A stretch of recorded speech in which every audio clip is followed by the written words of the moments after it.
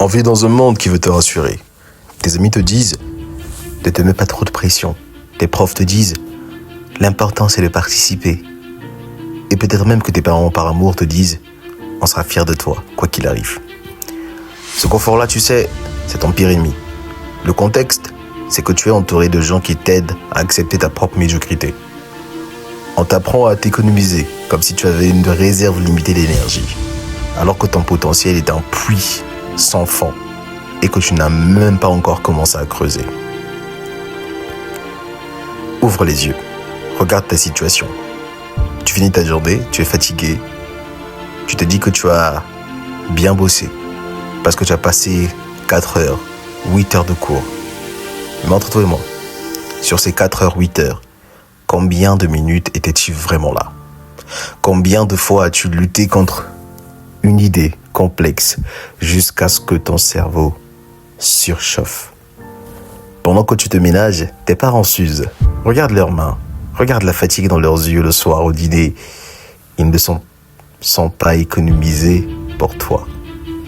Ils ne se sont pas dit « je vais travailler à 50% aujourd'hui ». Ils ont tout donné. Et toi, tu es là, à traiter ta chance comme un dû, à naviguer à vue en te disant que ça passera. La situation, c'est que tu es en train de dormir sur une mine d'or et tu as la flemme de prendre la pelle. Voici le vrai problème. Un jour, et ce jour arrivera. Plus vite que tu ne le penses. Tu vas te réveiller, tu auras 35, 40, 50 ans. Tu seras peut-être assis dans un bureau que tu détestes. Où tu regarderas tes enfants en te demandant pourquoi tu ne peux pas leur offrir mieux. Et à ce moment-là, le fantôme de celui que tu aurais pu être va venir s'asseoir en face de toi. Ce fantôme, il te dira, tu te souviens de cette année-là? Tu te souviens de ce moment où tu avais tout pour devenir major? Tu avais le cerveau, tu avais le soutien, tu avais le temps. Mais tu as choisi de ne pas donner plus. Tu as choisi de rester dans la zone grise. Le problème, c'est que tu regretteras de ne pas avoir donné plus. Ce ne sont pas tes échecs qui te hanteront, ce sont tes réserves.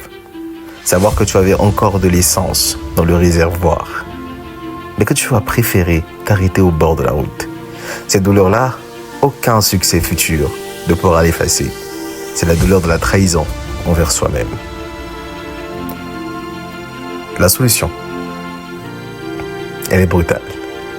Tu dois vider ton réservoir chaque jour. Ne te demande plus si ton travail est suffisant. Demande-toi s'il est ton maximum.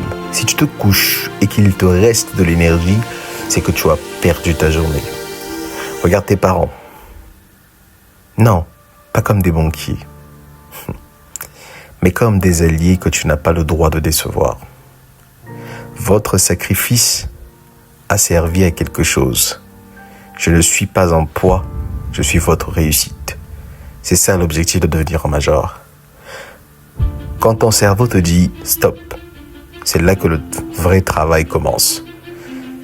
C'est dans ces 15 minutes de plus, cette page de plus, ce chapitre de plus, que se joue la différence entre le major et le reste de la meute. Regarde-moi, dans 10 ans, je ne veux pas que tu te dises « j'aurais pu ». Je veux que tu sois épuisé, mais fier. Je veux que tu regardes tes parents dans les yeux et que tu saches que tu as honoré leur nom. Ne laisse pas ce regret s'installer. Ne sois pas celui qui se demande « et si ?» Donne tout, maintenant, jusqu'à la dernière goutte de sueur. Parce qu'un jour, tu regarderas en arrière. Fais en sorte que ce jour-là, tu puisses dire « j'ai tout donné et c'était magnifique ». Lève-toi, ouvre ce livre et ne t'arrête que quand tu seras devenu intouchable. Est-ce qu'on commence maintenant? Abonne-toi si tu veux encore apprendre plus.